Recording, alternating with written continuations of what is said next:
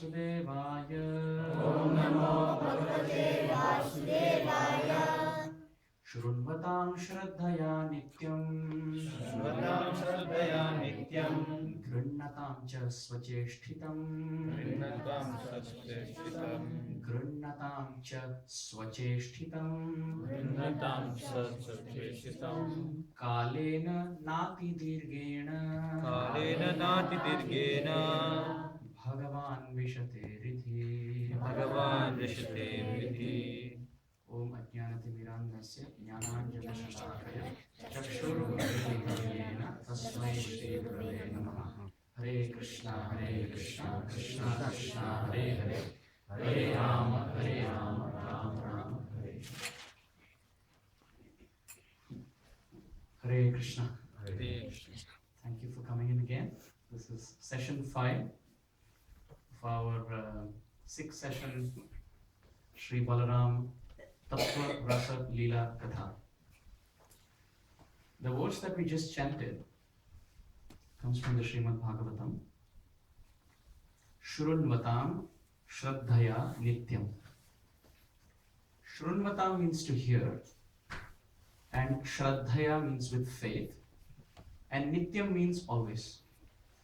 So Shrunvatam Shraddhaya Nityam. If anyone hears the Srimad Bhagavatam with faith continuously, and Grihnatam cha Swacheshtitam. Swacheshtitam means our own activity, and Grihnatam means to absorb, accept.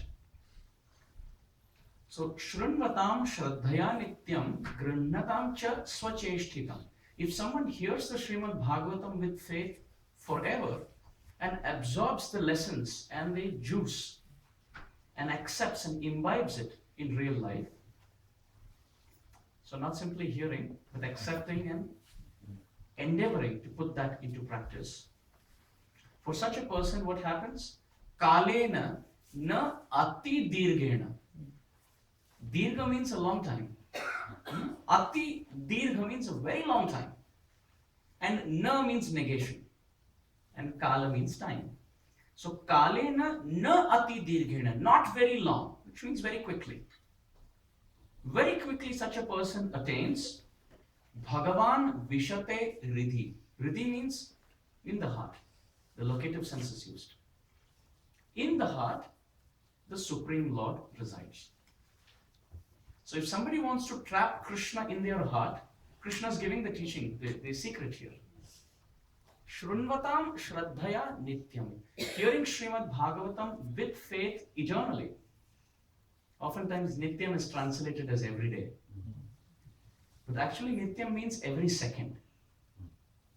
Nitya, that which doesn't have a break, is Nitya. But since we cannot hear Srimad Bhagavatam every second of our life, the simple way to understand is at least every day.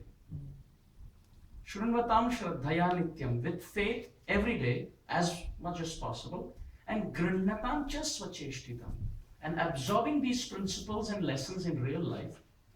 For such a person, Bhagavan Vishate Riddhi. Krishna settles down in his heart. How quickly? Na ati dirghena, which means not very far, not very long. It's not that 5,000 years later. Very quickly, Krishna says, I settle down in his heart. So this is a very good verse to start with, to get our attention back to the process of Shravanam. When we hear sufficiently and substantially, then the contamination of the heart gets cleansed. Anartha nivritti happens with artha pravritti. Artha pravritti means accepting the positive. Artha means value. And pravritti means tendency, proclivity. So when you chase that which is juicy, useful, then that which is useless is replaced. If our aim in life is to remove the anarthas, it is always a negative thing. Oh, I am lusty, I am greedy, I am envious, I am angry. Okay, we all have it. By saying, I don't want it, I don't want it, I don't want it, we can't replace it.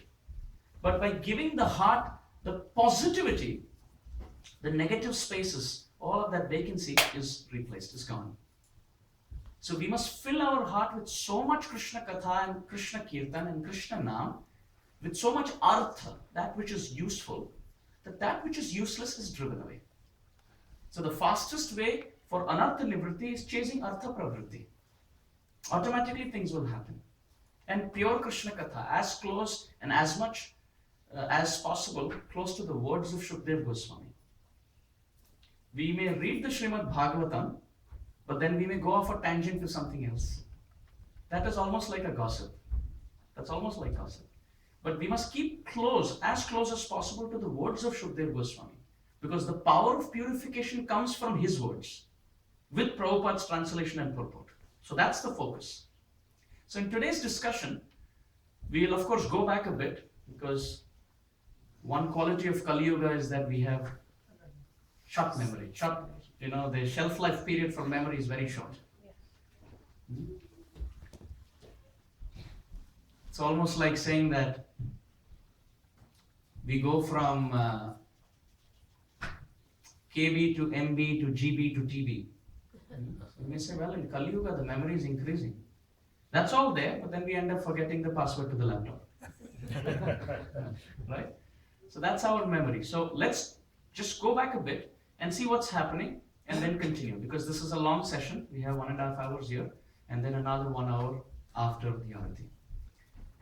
So there will be 4 lessons which will be discussed as far as the pastime of Dhenukasur, which will slowly unfold as we read different verses, sections of verses, 4 sections, and the practical application of what they actually stand for.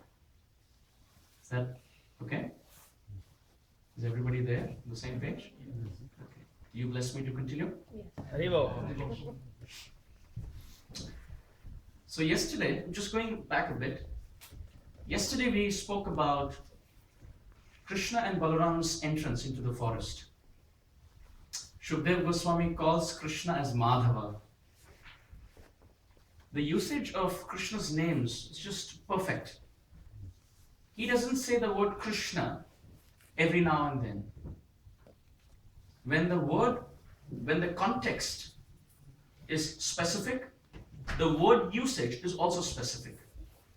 Like we discussed the word avatar that Shukdev Goswami uses. So in this case, when Krishna and Balaram are entering the forest, Shukdev Goswami calls Krishna by the name Madhava. Why? Because the word Madhava refers to the spring season. So just like after fall, when the leaves and the flowers blossom in the spring season, it's very beautiful. Very beautiful. The spring in New England is known. Different colors, and it's very beautiful. People go out to see.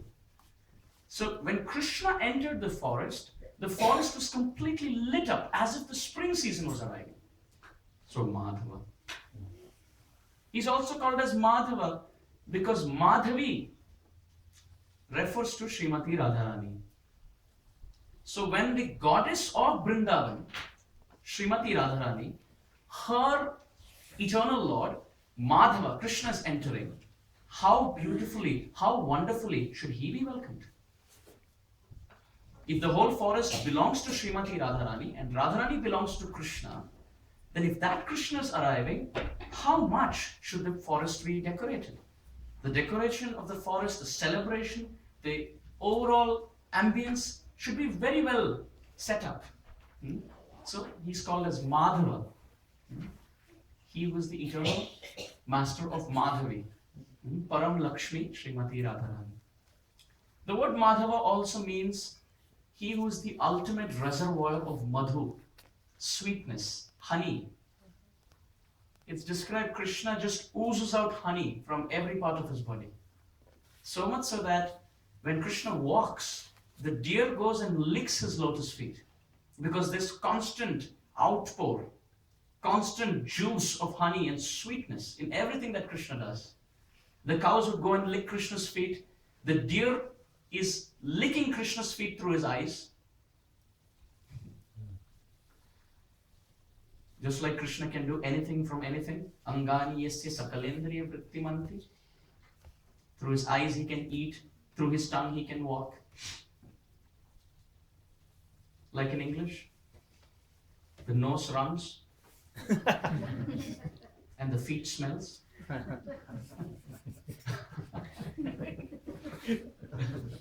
Where's the origin coming from? It's coming from Krishna. Angani yasya sakalendriya vritti. When we have prasadam, how much can we accept prasadam? Through our nose. A bit, especially after a Pandam Nirjala Ekadashi. But the relishment through the tongue is higher. But for Krishna, the relishment of anything and everything to any of these senses is equal. So that ultimate reservoir of sweetness, Madhu, Madhava, was arriving. So the birds are happy, the animals are happy. And see, Balaram, the bumblebees, the honeybees are very happy. Because they look for Varuni. The honeybees look for honey, the special form of intoxicant, Varuni. And the only person who joins their company is Balaram. Because Krishna is not interested so much in the Varuni. It's almost like a transcendental intoxicant. It's so sweet that it intoxicates Balaram. Rupa Goswami talks about different kinds of effects when a person gets intoxicated. He says that the first class of men, when they get intoxicated in transcendental intoxication, they lay on their back and smile. The second class, when they get intoxicated with the second class intoxicant, they go in public and sing and dance. And when the third class people get intoxicated with the third class intoxicant, they go out in public and swear. So you can relate to it. Rupa Goswami talks about this also in Bhakti Rasamrita. So Balaram would have Varuni and he would just lay on his back and relish. So the only person who would accompany the honeybees in the Varuni relishment is Balaram. So when Balaram is coming, the honeybees are ready saying that, well, he is Madhava. Because he is the one interested in the honey. In fact, they love Balaram so much that when Krishna and Balaram would play hide and seek, Balaram would always be caught. Why? Because Krishna would hide and Balaram would have a tough time to find him because he's dark. And Krishna would go and hide in all of these dark bushes. And the acharyas, when they say this, they would call darkness, blackness as Krishna. Playing with the word, the personality Krishna, the all-attractive one. Like the first verse of the 16th chapter starts off with 3 Krishnas in the same verse. They start off Kaliya's pastime. Next chapter. So Krishna would never get caught. But Balaram, wherever he would go and hide. These bees love him so much that he would go and hide and they would zzz. So it's very easy for Krishna. Just go and find the sound of the honeybee. Oh, there it is. And Balaram would definitely be hiding. That's how much they love Balaram. So the animals are there, ready. The birds are singing. And interestingly, Shukdev Goswami says, who is welcoming Krishna and Balaram? The Dvija. So Dvija is generally referred to the Brahmanas because Dvi means two and Ja means Janma, the twice born. And how do the Brahmanas invite the Lord?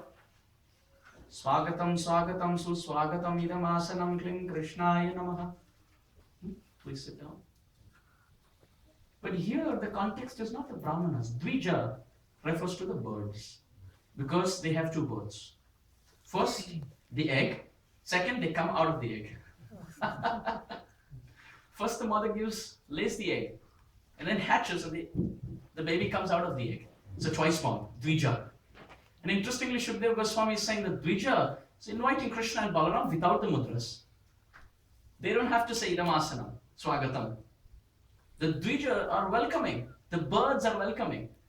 And Krishna and Balaram are walking in. How sweet is this? Kalitam phalam. No material taste can match Krishna Katha. In the past time when Krishna kicked the cart and everything toppled over, one of the teachings is this. Mother Yashoda put rice, dal, all of this on top. And she put Krishna underneath, which means she's putting material taste over spiritual taste. And Krishna kicked the cart, saying that this mentality of putting materialism over Krishna consciousness is not accepted. I kick it out. Divya rasa and jada rasa. Jada rasa means tasteless taste. That taste which actually doesn't have taste, like rice, dal. We have taste for some time. After that, there's no taste. It's like, enough. I'm satisfied. But Krishna Katha, Sudha Sudhara Madhuram Pade Pade. The more you take, the more you want, and the more dissatisfied you are. Shukdev Goswami is describing and how, as they're entering, how's the water? In the area, the water is saltless, not salty, very sweet, and has no dirt. The air is moving very slowly and is carrying the fragrance of the lotus in that water body. In Vrindavan, you have kunds.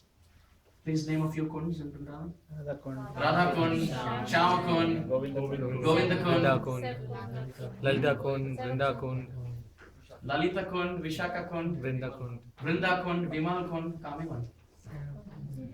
Surya Kund. Yeah, who said that? Surya Kund. Jatila Kutila. Some kunds and then some sarovars. Name a few.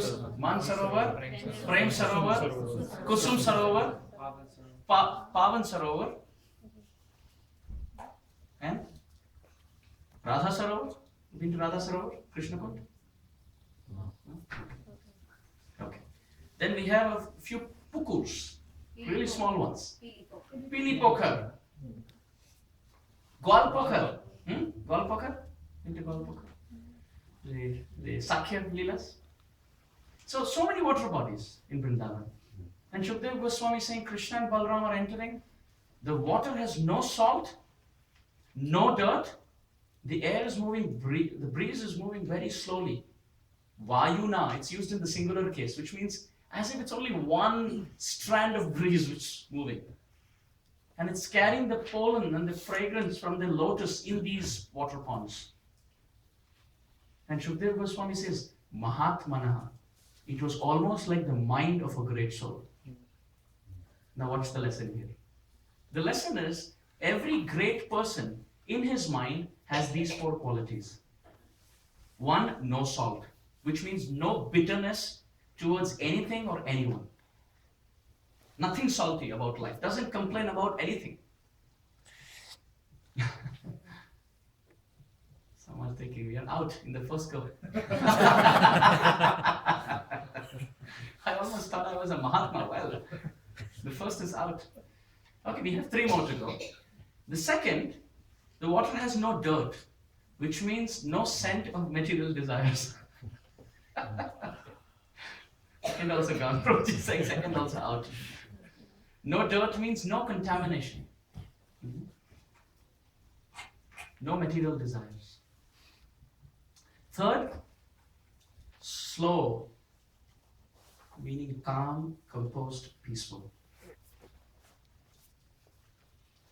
When I was reading that, I almost remembered Bhakti Rasamrita Maharaj. It's like, just like, yes, spot on. And the fourth is fragrant because of the pollen of the flowers, which means the fragrance is coming because of constant remembrance of Sri Krishna.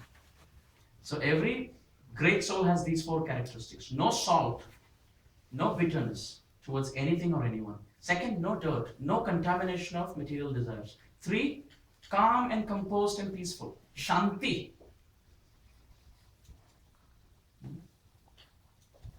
As it said, the greatness of a person can be ascertained by his or her ability to tolerate provoking situations. Always peaceful. And fourth, fragrant, because of the constant remembrance of Krishna's Naam, Rupa, Guna, and Leela. Smartavyam satatam Vishnu vismartavyam natapachita. Srila Vishnu Chakravarti comments to that verse by saying, why is it said twice? Why does it say always remember Krishna, and why does it say never forget Krishna? It's like redundant almost. Because if you always remember Krishna, it's almost like saying you never forget him. And if you never forget him, means you always remember him. So why is it said twice? To emphasize. Hmm? To emphasize, and because here we cannot remember Krishna continuously, so he is repeating, saying that remember and never forget Krishna. Yes, that is one reason, to emphasize, repetition for emphasis. And Vishwanath Chakravarti and Jiva Goswami, both, because this is quoted in Bhakti Rasamrita Sindhu also, and Vishwanath Chakravarti in his Sindhu Bindu quotes. And to this verse he comments by saying, always remember Krishna, meaning if you always remember him, you're freed of all the sins. But if you forget him, all those sins come back. So it's not just important to remember him, quote unquote, but it's sinful to forget him. Because just forgetting Krishna brings in sin. So that's a very good meditation to understand how sinful we all are. Amara jivan sada pape rata nahi ka punya rata. Sometimes we have to think, oh, I don't think I'm that sinful. This is a good point. Forgetfulness of Krishna brings in sin. So Krishna and Balaram are entering. And the water and the air and the bumblebees and the birds and the animals and the trees, they're all welcoming. Yesterday we were making this point, how the tree almost heard the Patram Pushpam Phalam Toyam verse and is thinking to himself that I can't offer water, Toyam, but I can offer the rest three. The tree gives 75% of the verse to Krishna. Patram, leaf, Pushpam, flowers, Phalam, fruit. So it's ready to offer. And therefore Chaitanya Mahaprabhu calls the tree to be the guru for humanity. Tarori Vasahishnuna. Chaitanya Mahaprabhu could have compared tolerance to any other creature, but he says no. Like the taru, like the tree. Learning to offer the best that we have. Second, tolerating against all odds. Somebody throws a stone and you give a fruit in return. To get a fruit, you have to throw a stone. In this world, if somebody throws a fruit at us, we give a stone. Is it not? Somebody tries to give good advice, gives a juicy fruit, and in return we throw stones.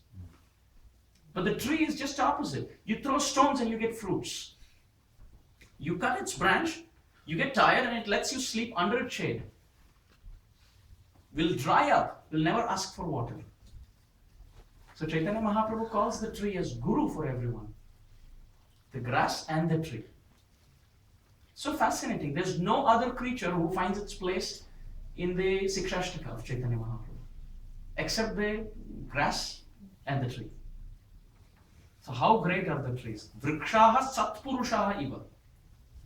Paropakarartham idam shariram. They're just teaching. They're silent and they're teaching. Their actions do more talking. Their actions talk so loudly that we can hardly hear their words.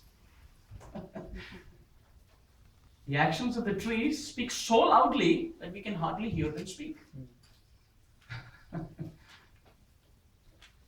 Vrindavan के वृक्ष को मर्म न जाने को दार दार और पात पात पे राधे राधे होए. That every leaf of Vrindavan is transcendental. So these trees are all welcoming Krishna and Balaram. And this is a fascinating point. Everybody is bowing down to Krishna, and Krishna is introducing them to Balaram, saying, look here, the peacock is dancing only for you. Look at the bumblebee, O Balaram. The bumblebee and the honeybee, they're all humming just for you. Look at this bird. He's offering service only for you. Krishna praises Balaram throughout in the middle portion of the 15th chapter. Animals, look, they are all doing this for you. The deer is glancing with love. The eyes of the deer which are like the gopis, by the way, just glance towards you. And look at these trees, Balaram. They are bowing down. They are offering their fruits to you. Very significant point. Whenever a living entity approaches Krishna in sincerity, Krishna introduces that living entity to Sri Guru. Is it not? All of these living entities are sincerely approaching Krishna. And what is Krishna doing? Sri Guru, Balaram, and Krishna, Bhagavan, Krishna is introducing the living entity to a bona fide spiritual master. Look, O Guru, this living entity needs your shelter. And then Guru trains that living entity to get Krishna. We made this point in our last Rup Siksha discussion. Brahmandi Brahmite Kona Bhagyavan Jeev Guru Krishna Prasade Pai, which means the prasad of Guru and the prasad of Krishna. The prasad of Guru is to give Krishna, but it's Krishna first who gives Guru. So even before Balaram glances, Krishna is introducing. Look, they're dancing for you. Very important point. When the disciples of Prabhupada, in a very famous discussion, asked Prabhupada that we didn't do anything. We didn't do anything to get qualified to have you as our spiritual master. How is it possible? Prabhupada said you had no good qualification. I made your qualification. He was humble yet honest.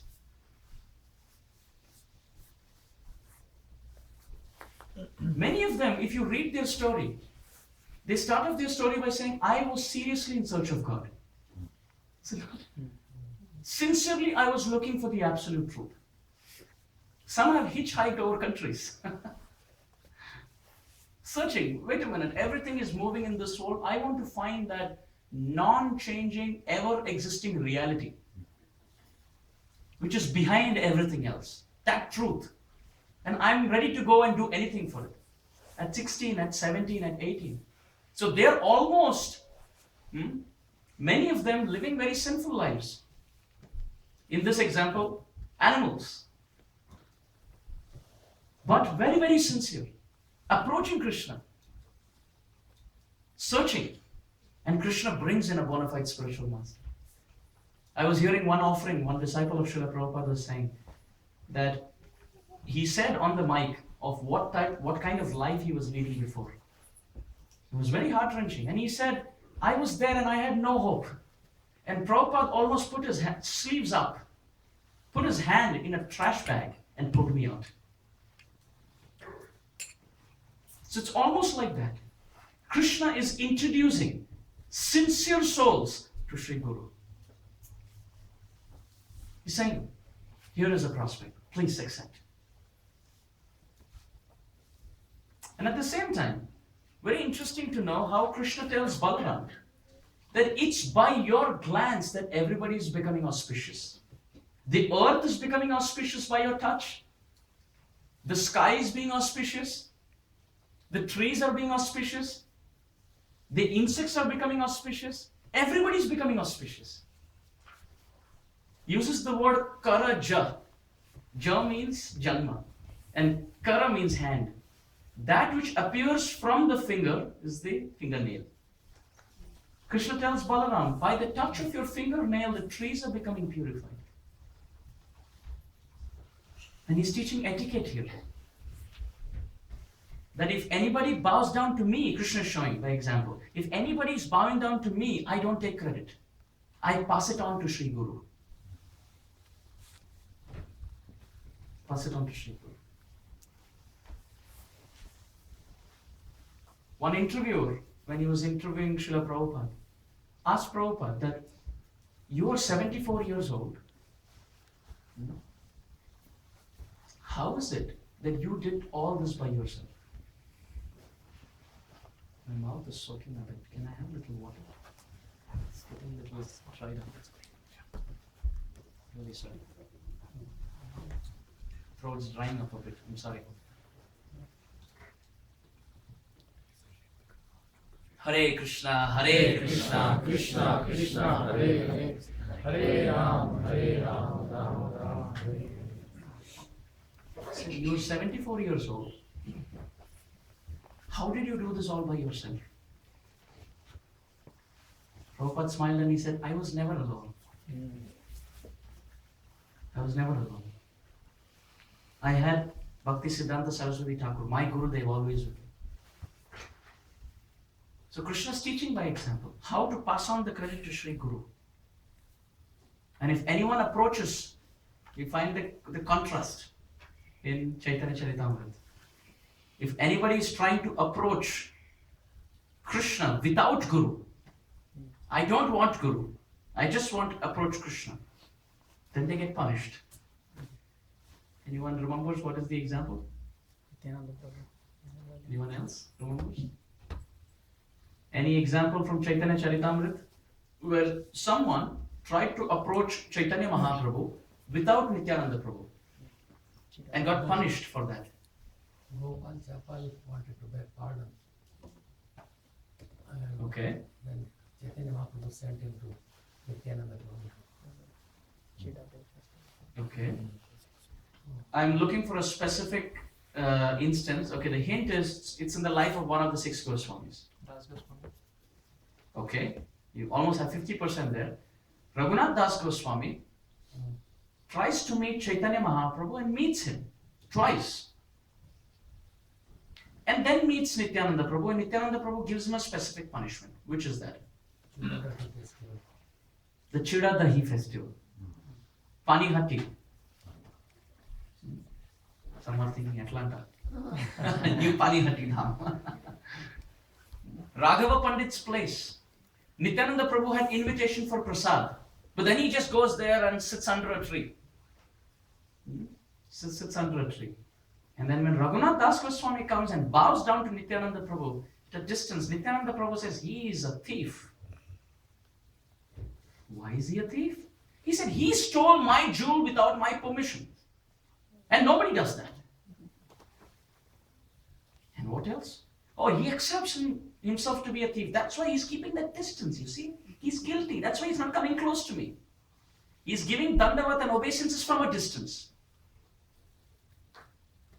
Nityananda Prabhu says, he's a thief. Punishes Raghunath Das Goswami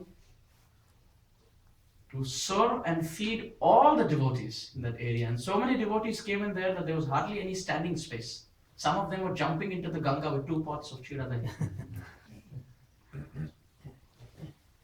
So you cannot approach Krishna without Sri Guru. In the sense that if we are sincere, Krishna will send Sri Guru. But if we say, no, I don't want a middleman, then Krishna doesn't accept. We need that specific recommendation. Krishna's teaching by example. I am the Supreme Lord, Krishna Mande Jagat Guru. But still, if somebody bows down to me, it's sinful for me to accept it. It's all Guru's mercy.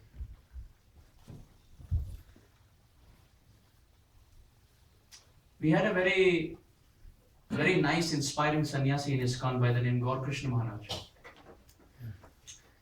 And Gaur Krishna Maharaj, in one of his dealings, met with one temple president who spoke to him very honestly and said, I have to tell you something.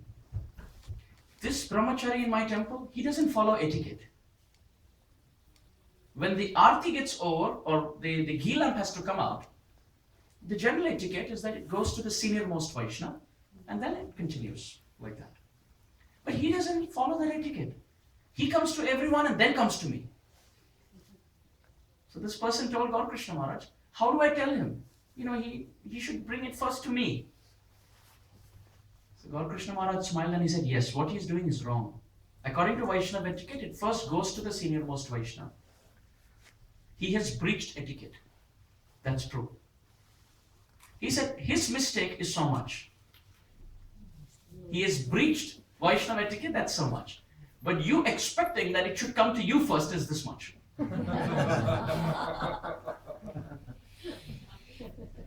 He said Krishna may forgive him for this. He can always learn. But after being so many years practicing bhakti, the desire that I should be respected, that is breaching Vaishnava culture by this margin. Srila Radhanath Maharaj said this in one of the Kartik Yatras. Gaur Krishna Maharaj left this world, and in his glorification, Srila Radhanath Maharaj made this pastime. He expressed this pastime, saying how Gaur Krishna Maharaj was always cautious that anything that comes should be offered to Guru and Krishna. Raghunath Das Goswami calls this desire to be respected and honored to be as abominable as a dog eating prostitute. The desire to be respected, honored, and recognized. He says it's like donkey urine. It's like bathing in donkey urine and associating with a dog eating prostitute. I'm sorry, it's graphic, but that's the example our acharyas give to tell us how abominable it is. Because once that desire sticks, if it's not corrected, it sticks and it goes on, building on forever. So time and again, Guru has to use his danda, like Prabhupada would many times use his danda, chastise, because that's out of love. One disciple of Prabhupada was keeping his Bhagavatam on the floor and reading like a novel, like upside down, and the Bhagavatam on the floor and moving his legs and reading Bhagavatam on the temple floor. Sometimes children read Harry Potter in the bedroom like that. So he was doing Bhagavatam like that in the temple, and Prabhupada came and Prabhupada said, you can't put Bhagavatam on the floor. Your Bhagavatam must have a proper cover. So he said, okay. And in a week there was a public class. So he stitched a very nice, thick, sweet Bhagavatam cover. And he said, at the end of the class, I'll gift it to Prabhupada. Because there are about thousands of devotees sitting. So he was expecting he would go and give it to Prabhupada, and Prabhupada would say, wow, such amazing service. So in public, he went and gave it to Srila Prabhupada. And Srila Prabhupada looked at this and he said, what is this? This is Bhagavatam cover, specially for you. He's standing, Prabhupada sitting, and everybody's watching. And Prabhupada said, I know how to keep my Bhagavatam. You don't. So why don't you keep it? And then went on to explain on the mic why he said that. He said, the other day I came to the temple and this.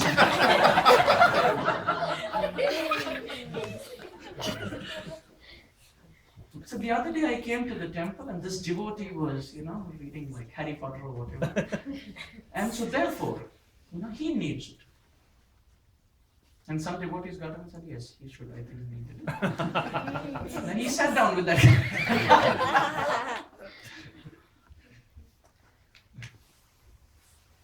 When Guru and Krishna crush, they crush really hard. Krishna never uses anesthesia. He does his surgery without anesthesia, pains and pricks. And even if he uses anesthesia, once you're out of anesthesia, it hurts. So next morning, he decided to meet Prabhupada in private because he couldn't take another chance. He said, if I go again in public, it will probably be a continuation part 2 of the 6-part series.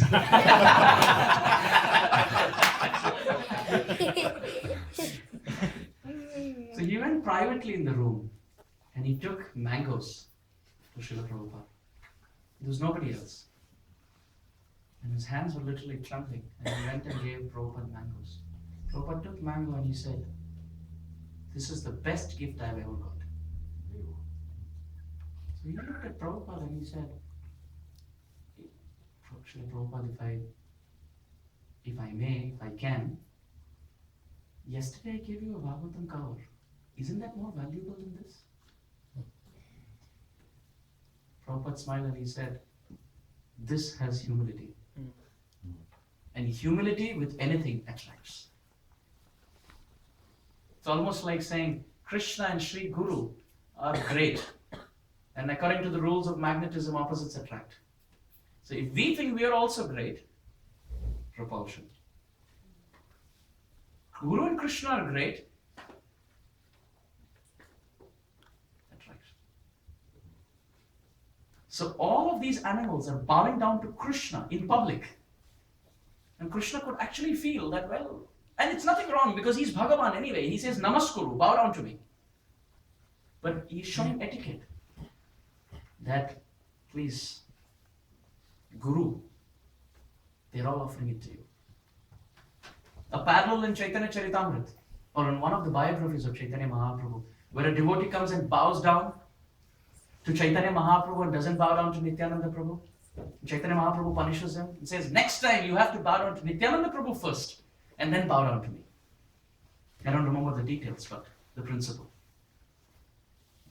Same parallel goes in Ramayana.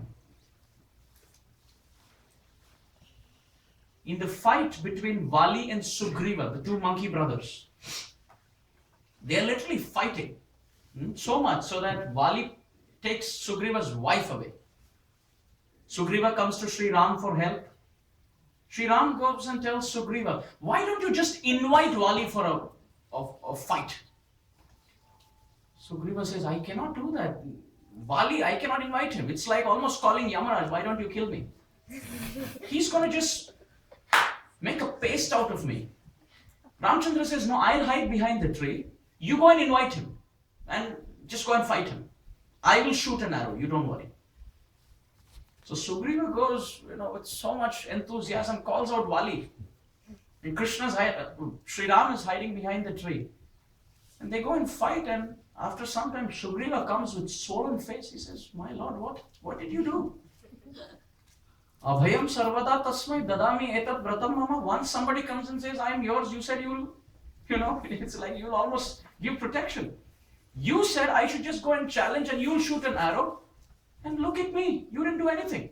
Ramchandra said, oh, I was cheering thinking you were hitting him.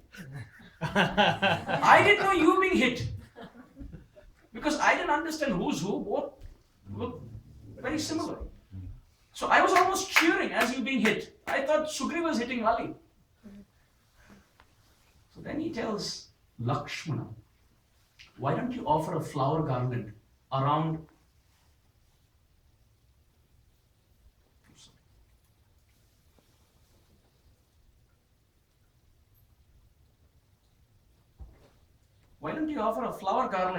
the monkeys? I don't want to say monkeys garland. Offer a flower garland around the monkey's neck.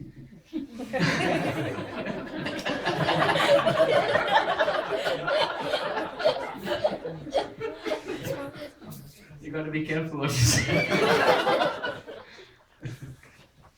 Now I can say it. So he told Lakshmana, why don't you offer a flower garland around the neck of Sugriva? So Lakshmana offers. And Sugriva has the garland, and then Ram shoots Vali down, and Sugriva wins. So later, Sugriva asked Sri Ram, why did I get beaten up like this? And why did you ask Lakshmana to put this garland? Why didn't you just garland? Ramchandra said, there's an important lesson here. The first time when you met Lakshmana and myself, you offered me a seat, but you kept Lakshmana waiting, standing. So you had Guru Aparadha. And therefore you were hit badly by Vali to nullify that offense. And then when it was neutralized, you had the flower garland of mercy from Sri Guru. That's when I could protect you. So much tattva. Every movement in the Srimad Bhagavatam has depth. So Krishna is placing Balaram ahead, saying they're all bowing down to you. They're all serving you. In this way, they have brilliant pastimes. Krishna and Balaram enter, and the trees are all bowing down one after another. It's a royal entrance because day one for Krishna, it's the day of Gopashtami. So Krishna's entering the forest. And after that, Krishna and Balaram start dancing. They hold hands and they start dancing, spinning.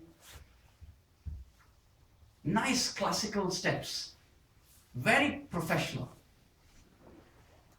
And some friends are singing classical ragas.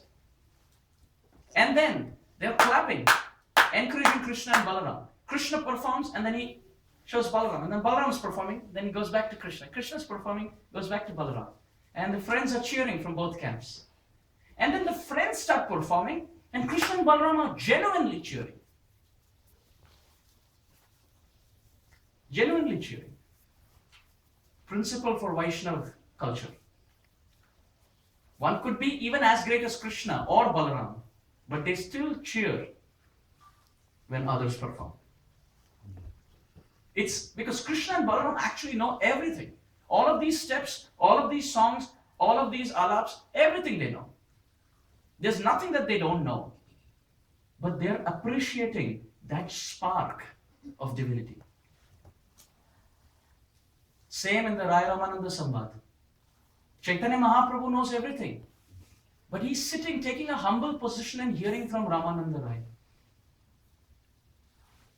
Ramananda Rai tells Chaitanya Mahaprabhu, what can I offer that you already don't know? Amrita dhara vahitara mukhe.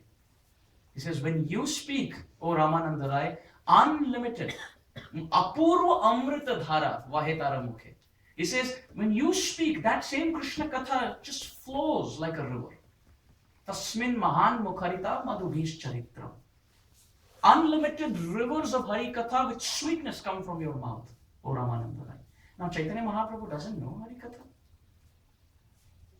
But so much appreciation for each other. So this is a lesson again in the Vaishnava Sangha, in the Vaishnava community. How much important it is for all of us to imbibe this quality of appreciation. If somebody is having some service pravritti, inclination to serve Krishna, we must fan the spark. Not be so full in ourselves that we're always thinking of ourselves and we have no time to think of others. So Krishna and Balaram are clapping and appreciating the friends. Demigods have all assembled. Gandharvas, Apsaras, Kinnaras, Siddha Purushas, Charanas. They're all there, looking, dancing, singing, enjoying, relishing with their instruments. And then Krishna and Balaram with their friends have skit. And then they have wrestling.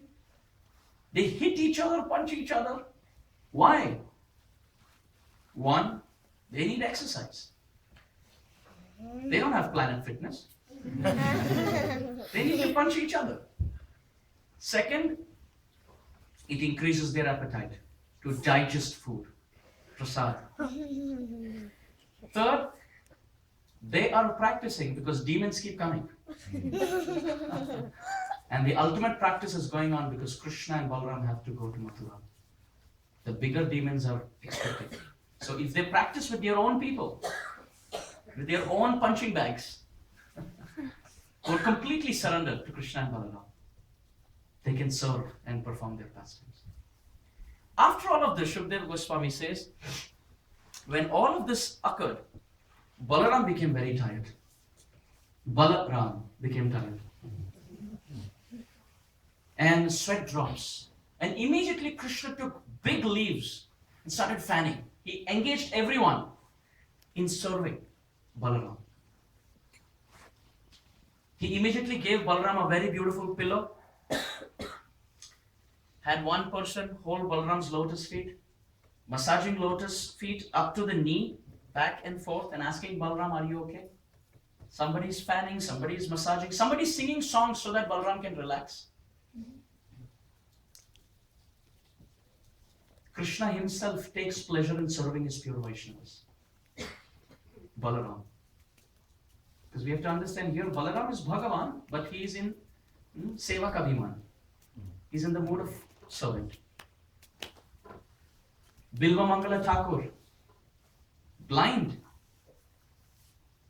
hungry, thirsty, and this boy comes every day and gives him a pot of milk. And Bilva Mangala Thakur is drinking nectarian milk. Where is this coming from? This boy almost comes and says, nobody goes hungry in my village. Including you. Even you can't go hungry. You're chanting Harinam. Krishna Karanamrita. You're composing verses which are like Amrit for the ears of Krishna. For my ears, Krishna is saying. It's my duty to serve you. And Bilva Mangla Thakur doesn't understand who this is. And after a point, he just holds the boy's hand. Wait a minute. You got to be Krishna. And you know, Krishna can slip through anything. He slips through the hand of Bilva Mangla Thakur, and Bilva Mangla Thakur is blind. Bilva Mangla Thakur tells Krishna, I know you're the Supreme Personality of Godhead. I know you're all powerful. But slipping through the hand of a blind old man doesn't show power. I will consider you to be really powerful and strong if you can leave my heart. I challenge you, you cannot. You can leave my hand. I'm an old blind man. It's very easy to leave my hand. But I challenge you. Try leaving my heart. You cannot. I have bound you. Pash. Bound. Damodar. The wooden grinding mortar represents the hard heart. And Krishna is bound to that heart with the ropes of Harinam and Seva. Bhaktivinoda Thakur says every 4 round is called one Granthi in Harinam Chintamani.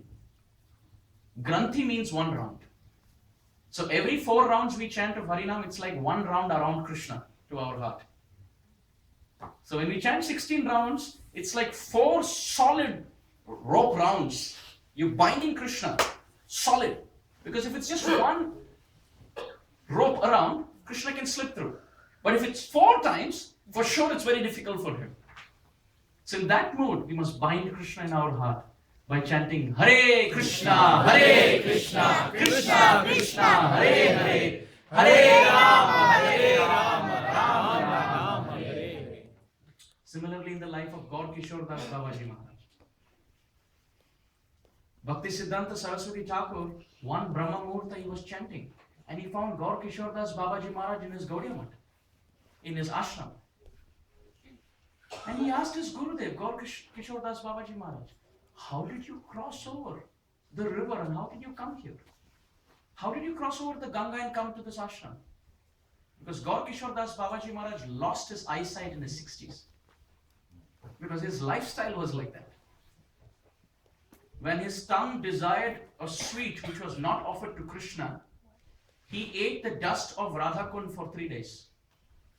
Because he wanted to punish his tongue for desiring something which was not first desired by Krishna. And how can you desire to eat the sweet which Krishna has not honored? I have to punish you, O tongue. And he takes a lump of mud from the banks of Radhakund or from the banks of Yamuna and just keeps eating for 3 days. Now you control. Now everything is okay. Jibha Vegam. So because of his lifestyle, he lost his eyesight at the age of 60, in the 60s. The material vision. Transcendently, he was effulgent. So Bhakti Siddhanta Saraswati Thakur asked him, Oh Gurudev, how did you cross over the river and come here? Srila Gaur Kishore Das Babaji Maharaj very casually said, the dark complexioned boy just helped me cross the river. It's not so difficult. Just casually. You know, the bluish black boy, the dark complexion, he just helped me cross over. He's talking about Krishna, holding his hand and helping him cross over the Ganga during Brahma Muhurta. It's not a joke. Talks profusely about how interested Krishna is in serving his pure Vaishnavas. Here Krishna is personally fanning Balaram, massaging the lotus feet, singing songs and just making sure his Dauji, his Baldau, his older brother and the spiritual master, the pure Vaishnava, is happy. Srila Prabhupada once went to one place and he looked at the deities. And then when he went to the temple president, he said, why do the deities look so weak? So the temple president said, initially he tried to cover up. He said, no, Prabhupada, everything is okay. He said, no, the deities look very weak. Then he opened up and he said, actually the temple is having some problem with the funds. So we used to give 6 offerings before. Because of lack of funds, we've reduced it to 4. Prabhupada said, I could tell. How Krishna is ever ready to speak to his pure Vaishnavas, to serve them, to let them know, interact. Prabhupada writes in one letter, the deities have manifested so that we can talk to them. Prabhupada writes in that, make yourself qualified so that you can reply. Krishna is ever ready to talk. But we should make ourselves qualified so that we can hear and respond. Prabhupada writes in that letter. So these are not deities. Gaur Nitai are present here. Chaitanya Mahaprabhu, the Lord of Navadvip, Nityananda Prabhu, the Lord of Ekachakra. They are not far and wide and distant in time and space. They are right here. When we have transcendental vision, we can see the eyes blink. In another place, Srila Prabhupada went and he looked at the eyes of the deities and he said to the temple president, why do I think that the deities don't sleep properly? So the temple president said, actually we have been having a lot of guests visit us between 9 and 10 at night. And they're all esteemed guests. They wanted to see the deities. And they have been offering nice funds to keep the temple going. So the temple, which used to shut at 9 o'clock, we would keep them awake till 10 so that the deities can shower their plants and these esteemed guests can take darshan. Prabhupada said this 1 hour a day has costed 30 hours of sleep in the last 1 month. Every day, 1 hour delay. And because of which their eyes are looking, sunken. They look very sleepy. Prabhupada said deities must be woken up at the same time, put to sleep at the same time. Cleanliness and punctuality. So in this way, after all this, Krishna and Balaram, who have been enjoying wonderful pastimes in the forest, finally get an elbow from their friends, saying, there's a demon attacking us, the demon of hunger. O Baladev, you are expert. O Krishna, you are an expert. Both of you are experts in destroying demons. I beg both of you, why don't you help us destroy the demon of hunger in our stomach? They call out to Krishna and Balaram. And this is exactly the section that I want to read here. I unfortunately wouldn't be able to see, so we would need someone with a loud, roaring, thunderous voice so that everybody can hear. This is Canto 10, Chapter 15, Text 20. So we can just go through the English translation because we may not have time to go through the Sanskrit words. But in the first page, you can have all the English translation come up. We have 4 sections here. Please tell me once it's come up because I can't see. You don't need the verses, just the English translation is enough. Yeah? Starting point, which? 20, verse 20. So we go from verse 20 to verse 27 in the first section. This is chapter 15, right? Yes, chapter 15, that's exactly what we've been discussing. So in this seminar, we started off discussing with the Tattva of Balaram. We discussed about his appearance. We spoke about his baby childhood pastimes. We spoke about his Pauganda. And whatever we've discussed till now are the first verse, the few verses in the beginning. The entrance into the forest. After which, verse 20 to 27 is the first section. So devotees can take turn and read one translation at a time. There are 7 to 8 verses in this section. 20 to 27 of the 15th chapter of Canto 10. Once some of the cowherd boys, Sri Dhama, the very close friend of Rama and Krishna, along with Subala, Stota Krishna and others, lovingly spoke the following words. The cowherd boy said, O Rama, Rama, mighty armed one, O Krishna, destroyer of the miscreants. Not far from here is a very great forest filled with rows of palm trees. In the Talwan forest, many fruits are falling from the trees, and many are already lying on the ground. But all the fruits are being guarded by the evil Dhenuka. So go to 27, yeah? Because I can see, so. O Rama, O Krishna, Dhenuka is the most powerful demon and has assumed the form of an ass. He is surrounded by many friends who have assumed a similar shape and who are just as powerful as he. The demon Dhenuka has eaten men alive, and therefore all people and animals are terrified of going to the Tala forest. O killer of the enemy, even the birds are afraid to fly there. In the Tala forest are sweet-smelling fruits no one has ever tasted. Indeed, even now we can smell the fragrance of Tala fruits spreading all about. Oh Krishna, please get those fruits for us. Our minds are so attracted by their aroma. Dear Balaram, our desire to have those fruits is very great. If you think it's a good idea, let's go to that Tal forest. Hearing the words of their dear companions, Krishna and Balaram laughed and, desiring to please them, set off for the Talavan, surrounded by their cowherd boyfriends. So is that 27? Okay. So this is the first section of our discussion. Here, what is the occurrence of the pastime that's prominent here is the friends desiring. Second, they approach Krishna and Balaram. And third, they talk about the evil-minded Dhenuka. Shukdev Goswami uses the word khala for Dhenuka. Khala means an evil-minded person. In Sanskrit, there is a verse, which of course I don't remember at the moment, but it goes something like this. There's a person who has gone with rice and some sabji into the forest, and he's sitting and eating there.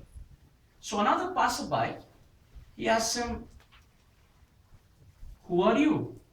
And what are you doing here?" So this person introduces himself and he says, "Well, I am eating rice and sabji so that my body should become strong and nourished." So this passerby asks him, "Why? Why are you sitting here?" He says, "I am doing this so that the tiger can come and eat me and find its prey. Because if I eat well, my body becomes nourished, the tiger will have good flesh and blood to eat and drink." So this passerby thinks, "Oh wow, he's so selfless." He asks him, "Why do you want the tiger to eat you?" So this person replies, "Well, the tiger doesn't have habit of eating humans. So if he eats me once, then everyone who comes to the forest will become his prey. So that the tiger gets a taste of what human flesh is. Let him eat me first, he'll have some taste. So everyone who passes by will be eaten." So this passerby says, "Initially I asked you what your name is, and as you were discussing that you want to give your body as food for the tiger, I called you a sadhu. But now I can tell you who you are. Your name is Khala." Evil-minded. Evil-minded in this example, so it's basically a poem, which is like an aphorism. Too much meaning in too little words. It's very difficult to translate it in English, but I'm happy some of you laughed. So the import of that verse is that Khala, or an evil-minded person, is he who's ready to kill himself, but to destroy others. He can set his own house on fire, provided somebody else also burns it. So why is Shukdev Goswami calling Dhenukasur here Khala?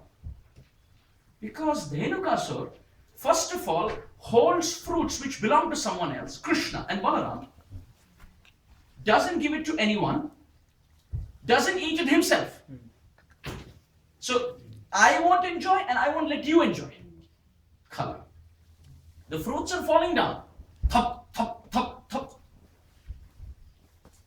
Juicy ones. They can be relished. Now what's the problem? Dhenukasur can just say, "Well, cute little boys have come with Krishna and Balaram. It's all yours. Enjoy." It actually belongs to Krishna and Balaram. He's guarding it in a way that the fruits can go rotten, can go a waste. I will not have it. I won't let you have it too. So little, but so much expressed by Shukdev Goswami. Kala, that's all. Which is translated in English as the evil demon in one of the verses that we were reading.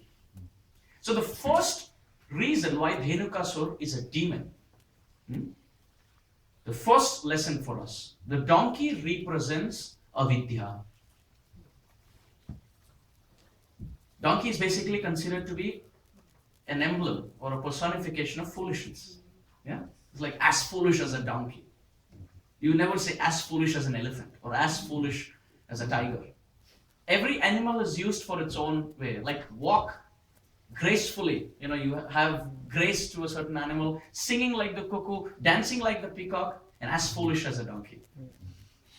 As lusty as a monkey. Like that. So donkey represents avidya. Avidya means not knowing who we are. Not knowing who we are. Let us all imagine we all are tomatoes, okay? Just as an experiment. Just imagine you're a tomato. Plump, cute, round, red, juicy, tomato. Each one of us. Just imagine you just wake up early in the morning and you're a tomato. And every car that you see on the street is a sharp knife. So invariably, on the road you would find ketchup. Because there's danger everywhere. So if we become tomatoes and everything in this world is replaced by knives, then what's the tomato thinking? Oh, the juice will be out. Oh, if I go close, I'll burst. Oh, if I go close there, oh, that'll pierce me. That'll peel me. That'll cut me. And very quickly, the juice will be out. But now, you realize, wait a minute, that's not the knife, and you're not the tomato. What happens? No fear. So fear occurs due to false identification. When you are A and you're convinced you're B, then because of this false identification, there is fear. Bhayam dvitiya bhiniveshitasya ishad apetasya viparyayo smriti tan mayayatam buddha apajetam bhaktyeka yesham gurudevatatma. Canto 11, chapter 2, text 37, Bhagavatam. That fear arises because of not knowing who we are. Very simple. If we worship Krishna, understanding that we are his servant, fear is destroyed. Bhajahure mana Shri Nandanandana Abhaya Charanaravinda. By worshipping Nanda Nandan, Shri Krishna, Abhaya Charanaravinda, one becomes fearless. Because of not knowing who we are, fear rises. I say this story, it's really funny. Once the Prime Minister of a certain country went into a mental asylum. Wait, what? Once a Prime Minister of a certain country, or a president, the country head, went into a mental asylum. And as he was entering, there was a person sitting outside. He was very happy. So this country head asked him, why are you so happy? First of all, who are you? And he says, I'm so-and-so, Mr. So-and-so, and I'm from here, etc., etc. So why are you so happy? He said, I spent 25 years in this mental asylum, and now I'm released, I'm going home. The president said, wonderful, so good, I'm so happy for you. And after all of that, this person asked the president, so who are you? He said, I'm the president. So this person who was sitting outside the mental asylum said, very good, this is how even I began. Welcome, Mr. President. When I entered the mental asylum, people asked me who I was, and I said, I was the president. They got me here. Good, you're the president.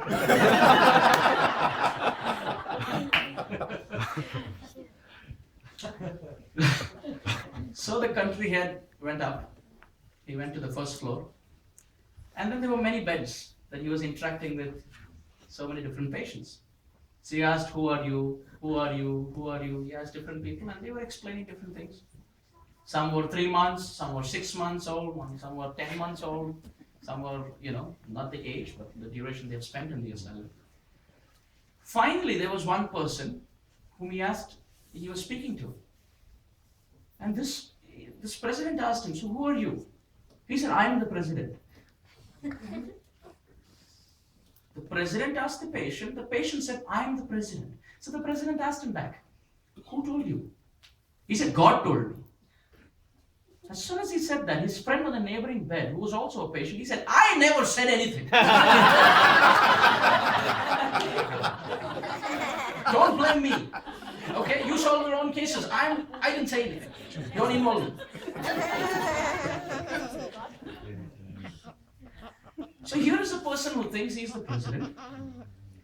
Another person thinks he's the prime minister. Third person thinks he's God. And all three of them are in the mental asylum. Why? False identification. When we are Mr. John and we think we are the president when we are not, we're taken to the mental asylum. False identification is insane. Point taken? And therefore we are all in this beautiful mental asylum. Not this place, this is Vaikuntha, but material world. So without understanding who we are, we can't even start anything. So the first step, Rajavidya Rajaguhyam Pavitram Idam Uttamam Pratyakshavangamam Dharmyam Susukham Kartumavyatam. This Rajavidya, the king of all knowledge, is not to know the speed in which the electron moves. That's not Rajavidya. That may be Vidya. But Rajavidya is to know, first of all, let me be greedy and selfish. Who am I? What is my identity? No university, no campus, no professor teaches us who we are. One person was saying, I have become a guru. I said, how many disciples do you have? He said, 3. I said, who are they? I, me, and mine.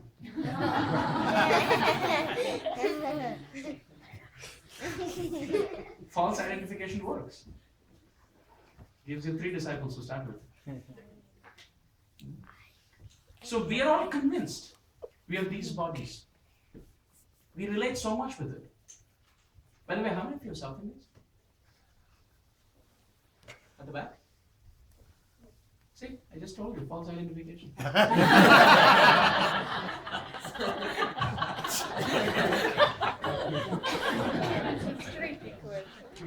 No offense, but I'm a South Indian, but I knew the answers. I didn't.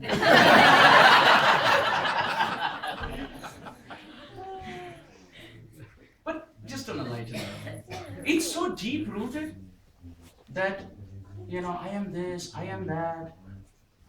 And we go so much box inside a box, inside a box, inside a box, inside a box, inside a box. Human, and then Indian, American, then North Indian, South Indian. In South India, which state? And in that state, close to which city? Or from which village? And in that same village, then which caste? I mean, till the time you don't find out that that person is actually you just keep going. One box inside the other. Boxing Day today. Boxing Day today. So many boxes, thank you. You almost boxed me down. So we have so many boxes of identification in our head.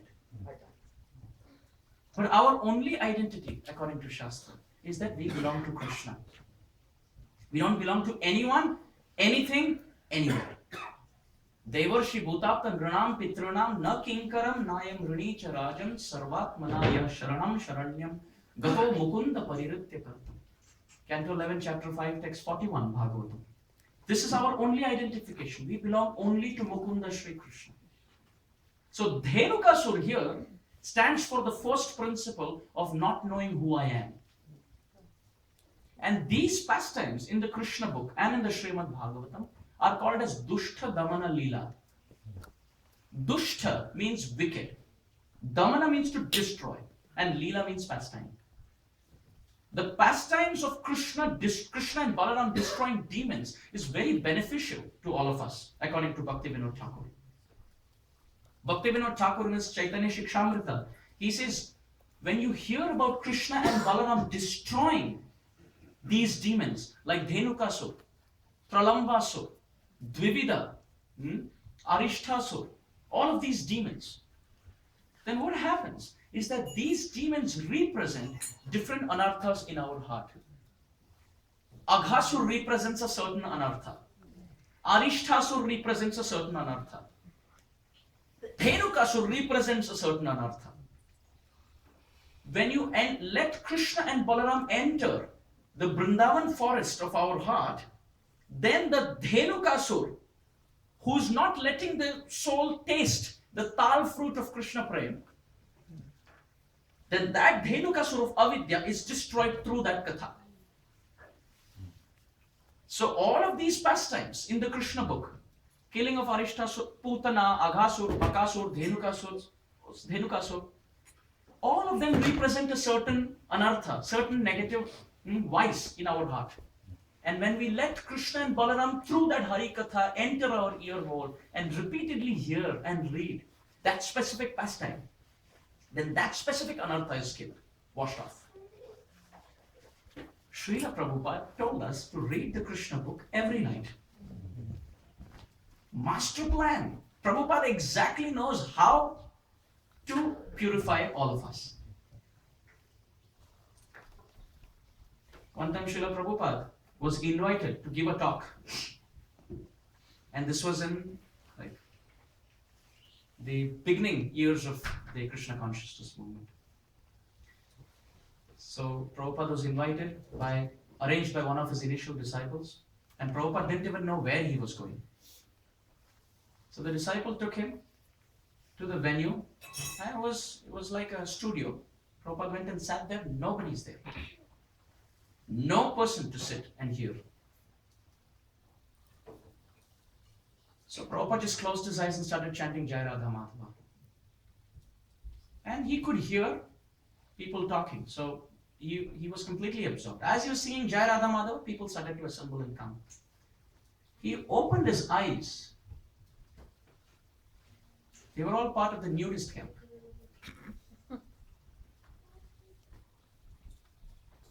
People who didn't believe in wearing clothes.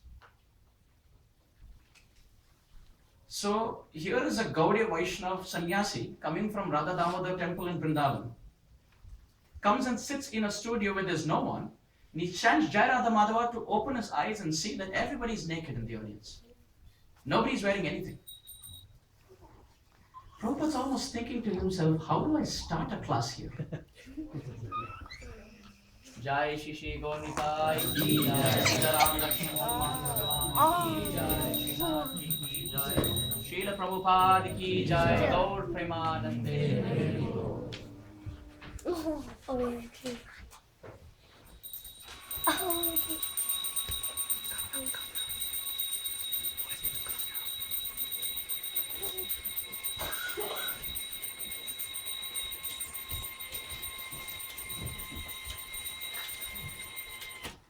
So Prabhupada opens his eyes and everybody's sitting naked. He doesn't even, how do you start a class there? You got to start with, importance of clothing. Prabhupada, self-realized Acharya, sits on the Vyasasana and he says, so,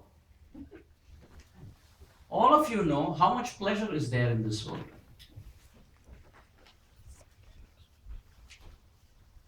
Please don't mind, I'm repeating a few words, but take it in the right context. Don't take it out of context. Prabhupada says, so you know how much pleasure is there in this world, taking off the clothes and enjoying with bare senses. So they all said, yes, we all realized, we know all of that. Prabhupada said, what if I told you there's one more clothing you can remove?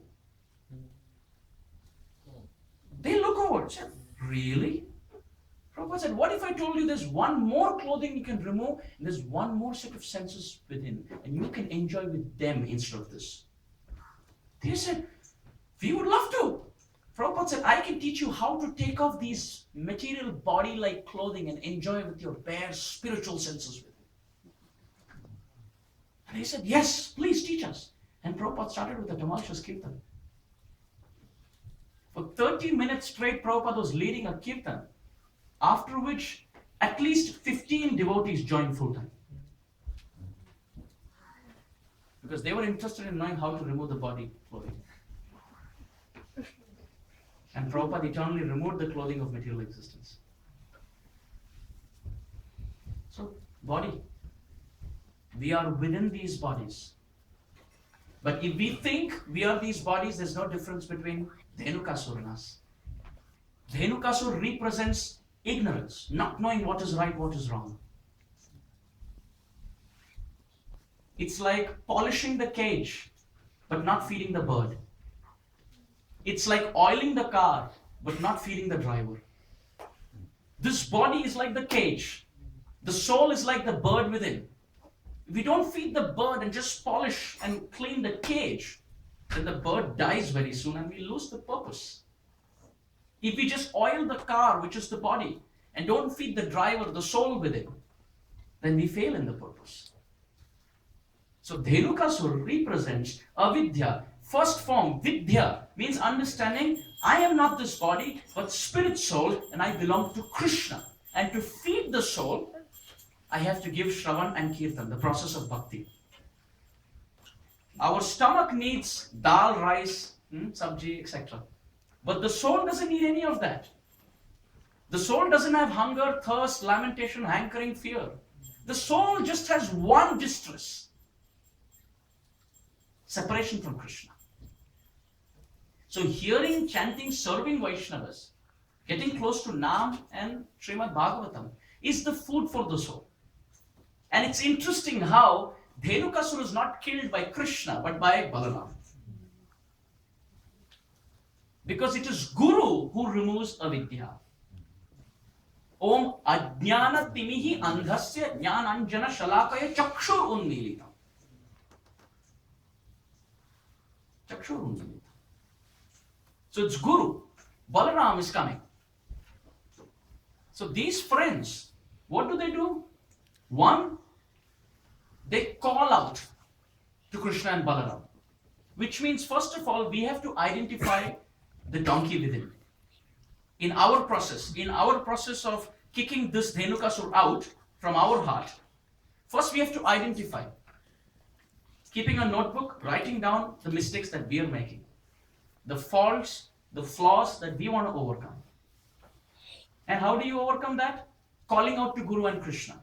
Here clearly the boys are saying, Hey Ram, O destroyer of enemies, which means, O Gurudev, Chaya Vega Dumi, Chaya Dosha Shodhi, Chaya Guna Devadas.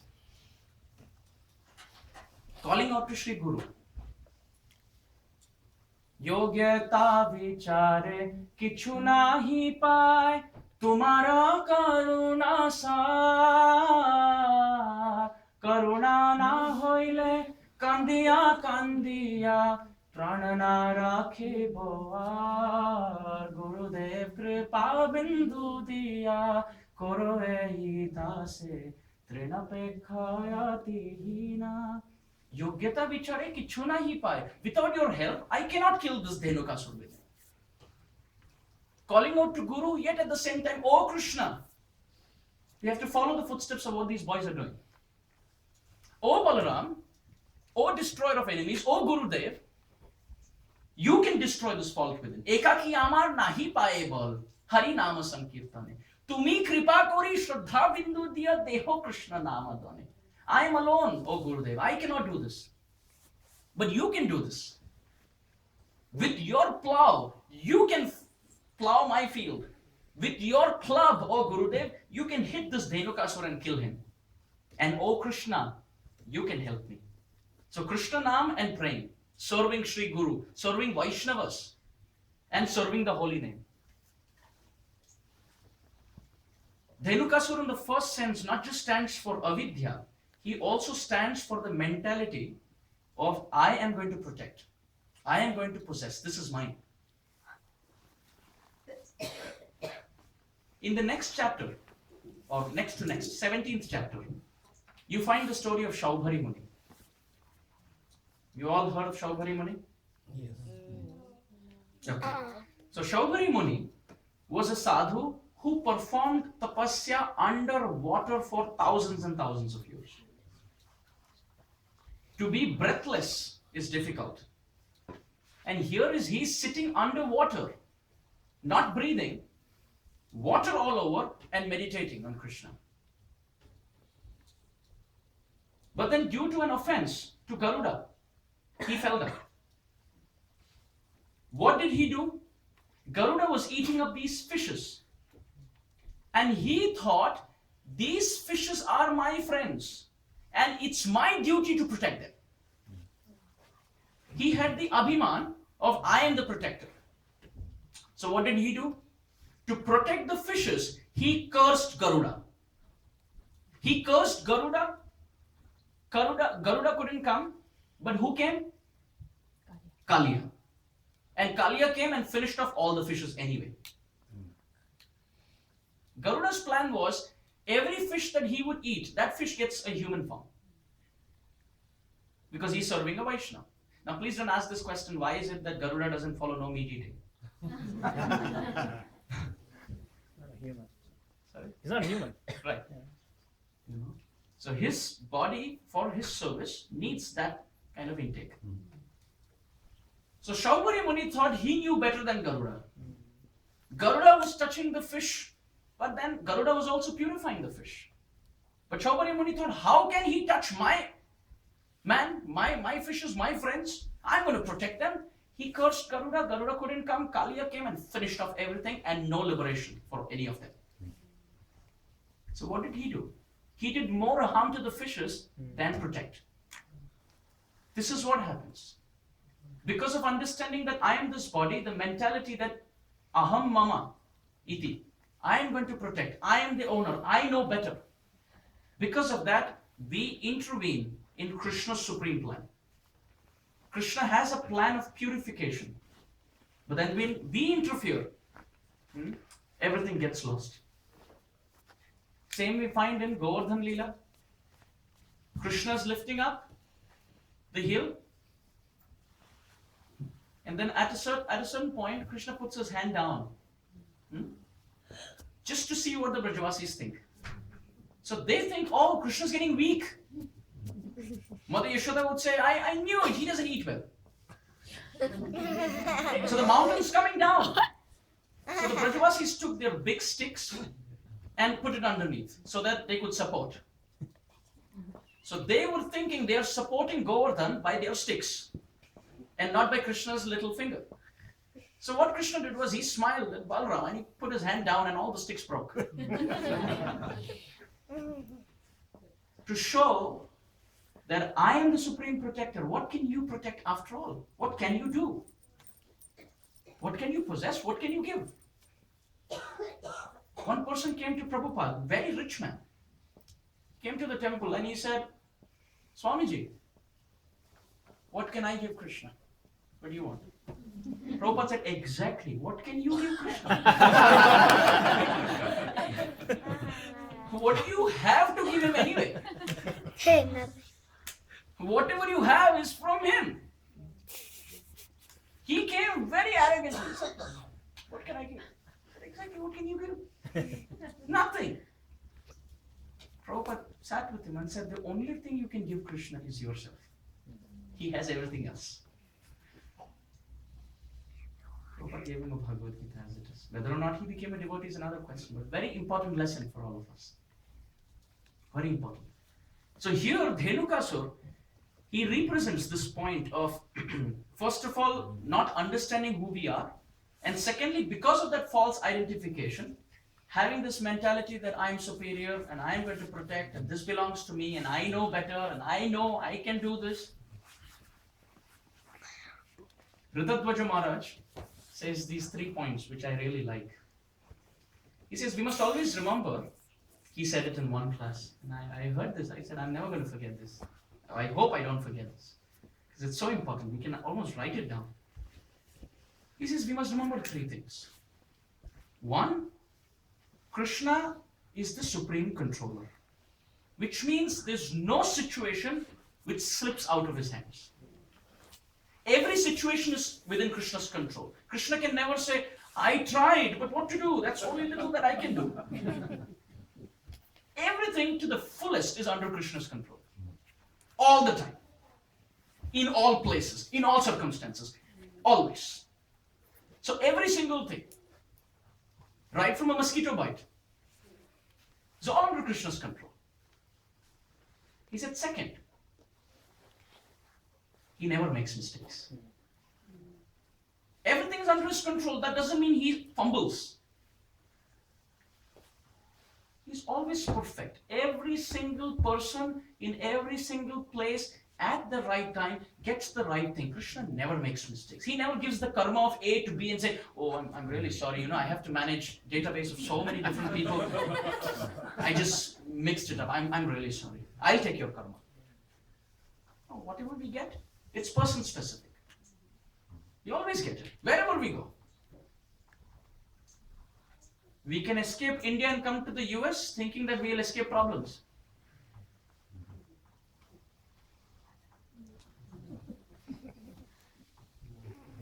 The flavor will change, but the problem will come.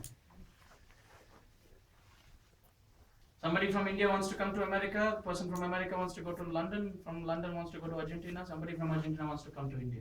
What is destined will come. But the way it may come may change. But that quota, those units of happiness and distress will always come. The flavor changes. Flavor changes. So that's the second. And the third point. So the first is Krishna is the supreme controller. Second, he never makes mistakes. And third is, what is he to me? He said, he is my best friend possible. The best person I can ever have in past, present, future, in any time, in any place is Krishna. That's me and him. That's my relationship with him. Suridam Sarva Bhutana. And each one of us have it. So Krishna is my best friend who will never think anything wrong for me, never makes mistakes, and everything is under his control.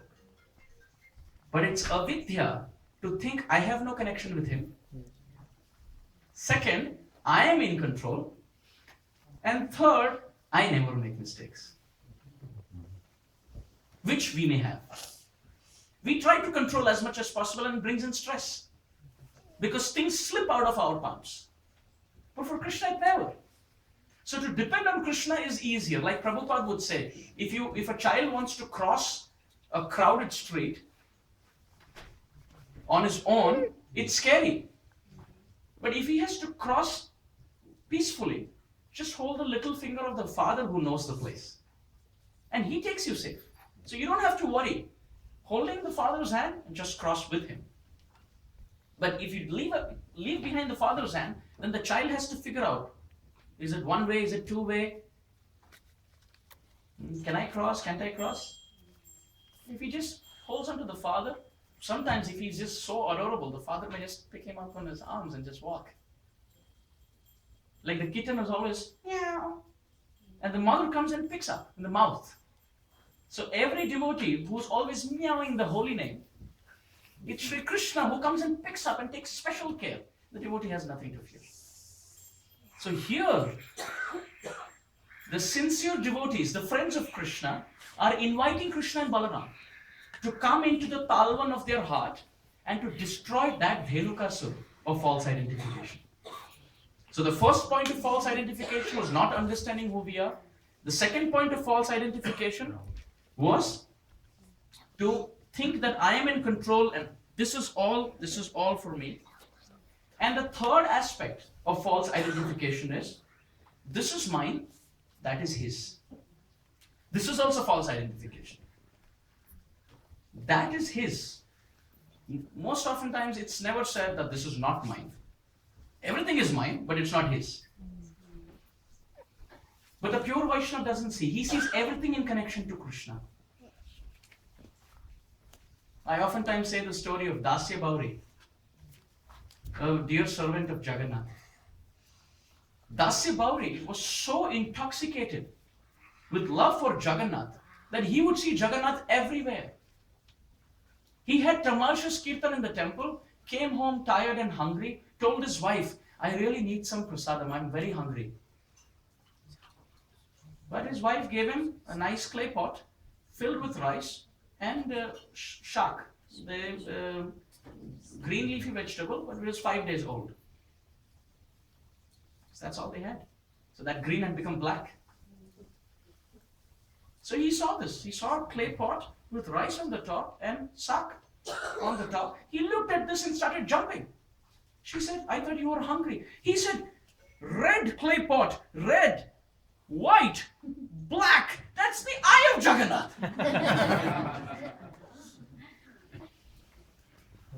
And he started dancing. His wife said, I thought you were hungry and tired.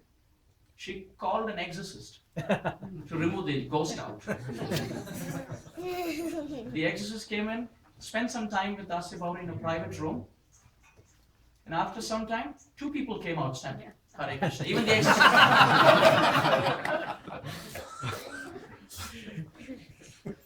Then the 3rd exorcist was called. He spent time privately. He came out, now 3 of them started chanting Hare Krishna. So everything failed. And finally the village head said, do something. Make 2 clay pots.